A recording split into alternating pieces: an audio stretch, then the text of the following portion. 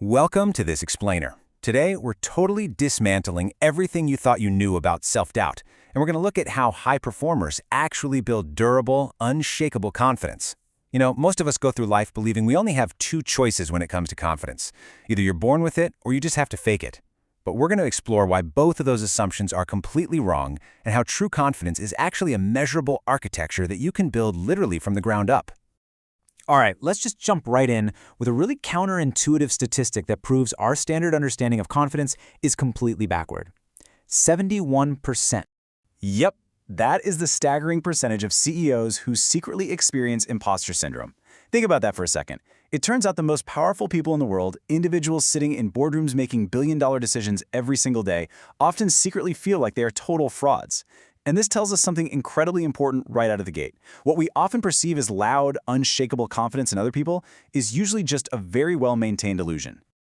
Let's look at this fascinating contradiction uncovered by researchers at Cornell University. It really highlights how ignorance often masquerades as absolute certainty. Unskilled individuals drastically overestimate their abilities, basically because they lack the awareness to even see their own blind spots. Meanwhile, true experts constantly underestimate themselves, precisely because they know exactly how much they still don't know. It's wild, right?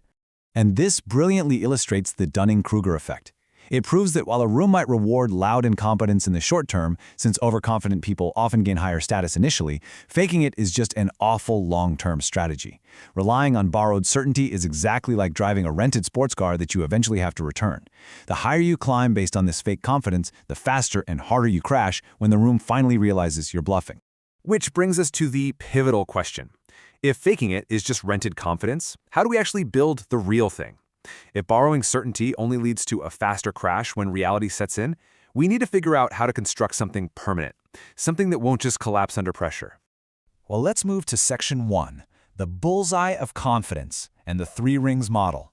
This completely redefines where our personal power actually comes from. So, imagine confidence broken down from the outside in. That superficial outermost ring, that's rented confidence. It's driven by performance, your posture, dominating a room, but it is strictly short-term. The middle ring is earned confidence, or what Stanford researcher Albert Bandura called self-efficacy. This comes from mastering specific skills, like a surgeon in an operating room, but it's highly localized to just that one domain.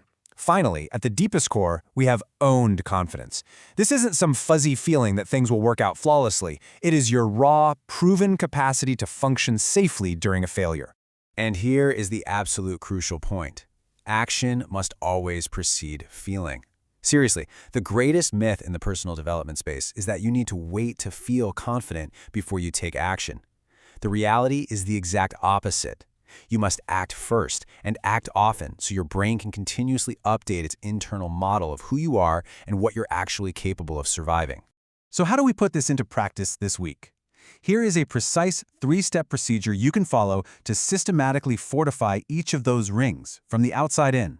First, for your rented ring, right before a tough meeting, stand tall and breathe deeply for 15 seconds to prepare your body. Second, for your earned ring, identify one specific skill gap, maybe it's corporate finance or public speaking, and start learning it. And third, for your owned core ring, deliberately practice separating your true identity from your recent failures. To really nail that third step, when you inevitably face a setback, writing down this exact mantra protects your core confidence. My actions failed, not me. It's simple, but it reminds you that you are vastly more than just your actions or your outputs. Your core identity remains perfectly intact even when your strategy totally flops. Let's dive into Section 2, Action, Rejection, and the Brain, Rewiring through Recovery. This brings us to a harsh but essential truth that the positive thinking industry never tells you. True, owned confidence is built entirely on a foundation of surviving rejection. Let's look at the incredible journey of Sara Blakely. Long before she founded the billion-dollar brand Spanx, she spent years knocking on doors, selling fax machines, and facing just constant, humiliating rejection. She literally trained her nervous system to handle failure by repeatedly getting out of her car after crying, walking up to the next door, and getting rejected all over again. And how did she survive that? Well, growing up, her father used to ask this one simple question at the dinner table. What did you fail at today? That single question completely rewired her brain to view failure not as a devastating identity crisis, but as a necessary repetition for building resilience. Just like the founders of FedEx and Starbucks, she learned that every single risk actually teaches your brain that you can survive much more than you initially thought. Of course, it's totally fair to ask, but what if you haven't built those calluses of rejection yet? If you're sitting there wondering how to take that first terrifying risk before your brain has learned to survive the fall, the answer lies in mental preparation. This right here brilliantly illustrates the difference between acting like a fraud and doing what literal rock stars do before a big show.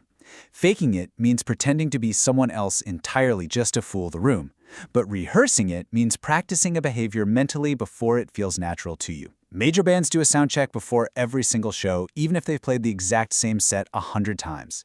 You should be conducting a mental sound check before your real performance begins. Because the reality is, it's not fake it till you make it. It's act till you become it. By rehearsing the first few minutes of a high-stakes meeting in your head, mapping out where people will sit, managing your breathing in the elevator, getting comfortable with the environment, you actually change your physical behavior first. That allows your internal identity to slowly catch up and align with that calmness. Now you might be thinking, okay, but what if I'm an introvert or just a naturally quiet person? For those who feel they lack that loud, commanding presence often stereotypically associated with confidence, the data we're about to look at reveals something truly shocking. When researcher Jim Collins analyzed over 1,400 large companies over a 5-year period to find the elite few that made the leap from good to great, a highly specific pattern emerged. Out of all those companies, only 11 actually achieved that monumental good to great status. And what's really fascinating is who was sitting in the CEO chair of those 11 elite companies. All 11 of them were led by what Collins calls level 5 leaders, individuals defined by extreme personal humility and fierce professional will.